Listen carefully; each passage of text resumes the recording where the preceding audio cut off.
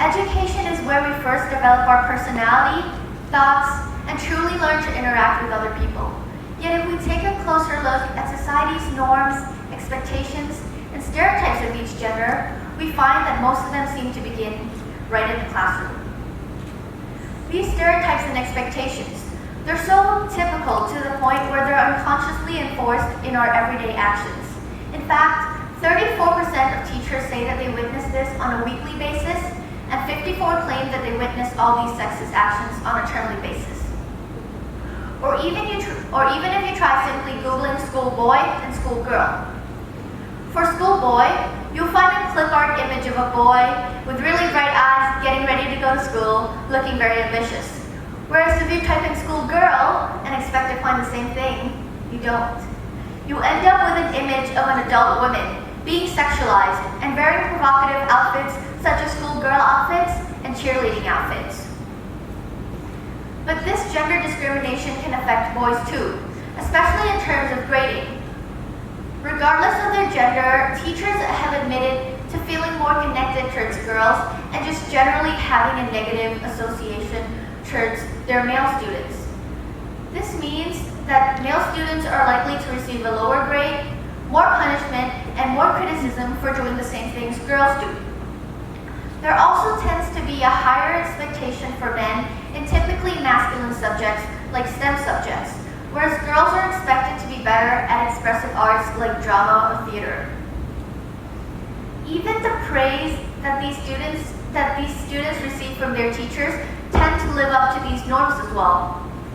Male students are praised more when they're good at STEM subjects, whereas when they enjoy expressive fields like theater or music, they feel the need to even hide this because it is seen as a stereotypically feminine subject. A very personal example as well. My school allows students to use tablets for note-taking and study. Whenever the boys bring out their tablets, they always have it being confiscated because the teachers think that these boys are doing something naughty, these boys are doing something mischievous. Whereas with girls, they never bother to even check because they are sure that these girls are likely to be doing something productive and to always be behaving all the time. But the issue doesn't end here. Sexist language is very prevalent in school settings. Phrases we use towards girls tend to have a more negative association, like you throw like a girl. Whereas with men, they're a lot more positive, like you need a man up. These sexist language means that girls are subjected to name calling, and it also disparages girls and fuels a very harmful and narrow idea of what it means to be a woman. It creates this notion that if you're a woman, you're either A or B. You're either very well behaved or very naughty, rather than accepting that women are actually a spectrum and they can be anything ranging from A all over to B. This also leads to sexist behavior that includes sexual harassment. This links to a lot of homophobic bullying. For example, the phrase, "that's so gay," is used to refer pejoratively to boys who are doing stereotypically feminine things. This harms both the boy who is doing those actions out of his own will and the girls who are now being criticized for simply doing things that are seen as stereotypically girly. Now moving on to in the classroom. Extensive studies have been done for over 40 years by sociologists like Jim Duffy and Jinny Rogers. They have been studying the gender biases in the classroom and found that male students tend to receive more attention than female students. This can cause them to have a more dominant presence in the classroom, and they end up becoming more confident in public, whereas girls are left to be quiet and submissive. When reprimanding their students, teachers also tend to use a harsher tone with boys. This can foster a sense of independence. When they leave their schools, they end up becoming stronger or what society sees as masculine. Whereas with girls, teachers tend to use a more gentle and polite tone, which can foster the sense of narcissism and passivity, further alluding to the idea that girls lack achievement. Even when a man and a woman has graduated from the exact same university with the same degree and even with the exact same GPA, it can be harder for women to find jobs because of this idea we have created that women lack achievements. Teachers also tend to categorize their boys as aggressive and adventurous. A study done by May Halem in 2013 shows that students are actually able to pick up from these cues at a very young age. They know these differences between gender, and this in turn can manifest into very gendered educational interests. Men are more geared towards STEM, whereas women are more geared towards expressive fields like arts and theater. Or even when their students get out of hand, the teachers tend to describe their male students as boisterous, rough, and assertive, terms that have a very positive masculine connotation towards them. Whereas if you look at what they used to describe women, silly, giggly, fussy, terms that are very derogatory towards these girls. A study done by Clara Coates showed that when boys and girls use the exact same vulgarity, teachers said that girls were rude, improper, and acting unladylike. Whereas with the boys, all he said was, this is a part of masculine behavior and we have to accept it. But do these issues only exist within schools? Let's take a look at students who are homeschooled. There's a smaller gender divide in academic results within homeschool students. There's also less racial disparity and less disparity that comes from socioeconomic background. But this is not that sexism does not exist. If we take a look at the toys that we give to children, young girls are giving things like dolls to foster the sense of being nurturing and motherhood, whereas boys are given things like cars and robots to foster a sense of masculinity and just the thrill of living the bachelor life.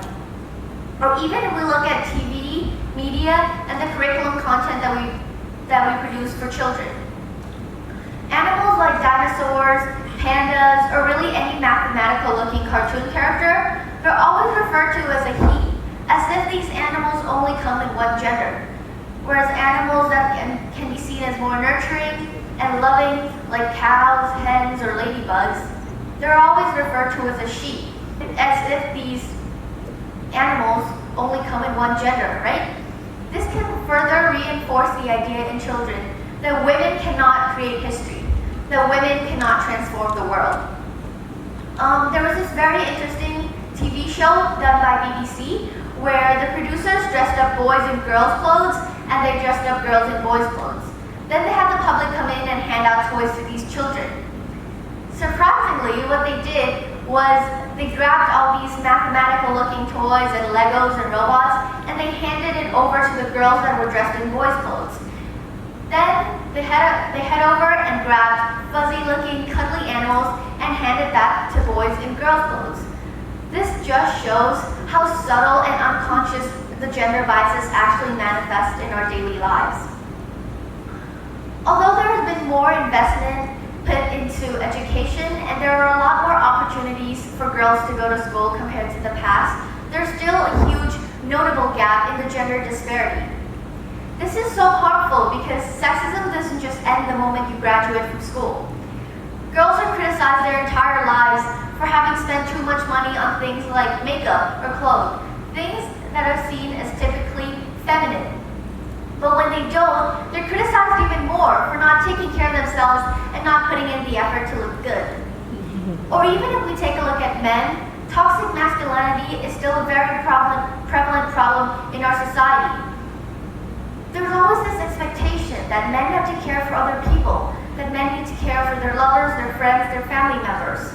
This harms both the man and the woman, because as a man, you're never allowed to be vulnerable and just admit that sometimes you do need help. Whereas with women, we're seen as needing to be coddled and always needing to be cared for. We're seen as very fragile and very vulnerable. Now naturally, a lot of us would consider the external factors that we can go in and to fix and to change.